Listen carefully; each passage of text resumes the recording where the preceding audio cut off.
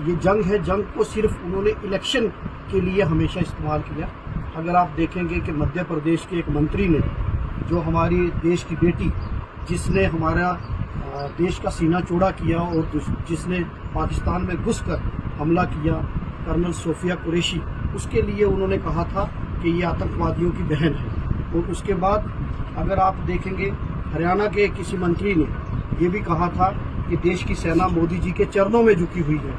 और आज अगर एक विधायक इस तरह की भाषा का इस्तेमाल, जिस मंत्री ने कर्नल सोफिया कुरैशी के खिलाफ टिप्पणी की थी, क्या उसके खिलाफ कोई कार्रवाई हुई? भाजपा कभी भी कार्रवाई नहीं करेगी। ये मानसिकता दोहराती है।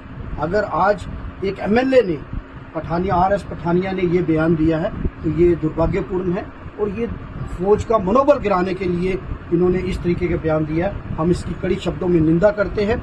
ये हमेशा कोई भी इन्हें जो ये सर्जिकल स्ट्राइक हुई, जो भी ये हुआ, इसमें मोदी जी को ये आगे रखना चाहते हैं। ये श्रेय जो है मोदी जी को देना चाहते हैं, ना कि सेना को श्रेय देना चाहते हैं। ये बड़ा दुर्भाग्यपूर्ण है। हम कहते हैं कि अगर वो वाकई ही देश के लिए और सेना का सम्मान करते हैं तो वो इन तीनों नेताओं पर कार्रवाई करें जिन्होंने सेना का अपमान किया। क्या आप बिल्कुल, देखिए हमारी सेना ने अपनी जान कुर्बान की, शहादत दी और देश की रक्षा की। सेनाएं देश पर डटी रहती हैं, तभी हम लोग आराम से सोते हैं। और इस तरीके हमें अपनी नेवी पे गर्व है और सेना की वजह से ही ये ऑपरेशन सिंदूर जो है ये कामयाब हुआ। और इस तरीके के बयान जो हैं वो सिर्फ राजनीति से प्रेरित है। उनका कोई नेता, मोदी जी ने 22 मिनट के संबोधन में एक बार भी पुंछ और राजौरी का नाम नहीं लिया, जहां सबसे ज्यादा शहादतें हुई। उन्होंने आज राहुल गांधी जी की विजिट के बाद पुंछ की, आज होम मिनिस्टर जी पुंछ पहुंचे हैं।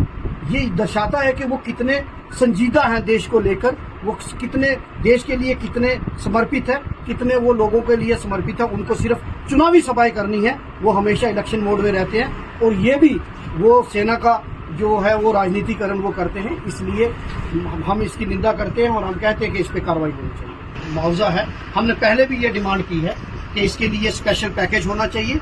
अगर ये जिस तरीके से इतना नुकसान हुआ है, और हमारे अध्यक्ष तारक हमीद करा साहब ने भी जब विजिट किया उन्होंने, तो कांग्रेस पार्टी ने ये डिमांड की कि प्राइम मिनिस्टर की तरफ से एक स्पेशल पैकेज होना चाहिए ताकि इन लोगों का पूरा नुकसान हो। क्योंकि बॉर्डर पे कभी भी छोटी सी भी शेलिंग होती है तो इन लोगों को नुकसान होता है। अगर हमने देखा कि इस शेलिंग में बहुत नुकसान हुआ, ये 6500 रुपया तो मजाक है। अगर आप देखेंगे कि जिसका घर ही सारा उजड़ गया, जिसका कोई कमाने वाला नहीं, अगर उसको आप 6500 दे रहे हैं तो आप उसके जख्मों पर नमक छिड़क रहे हैं।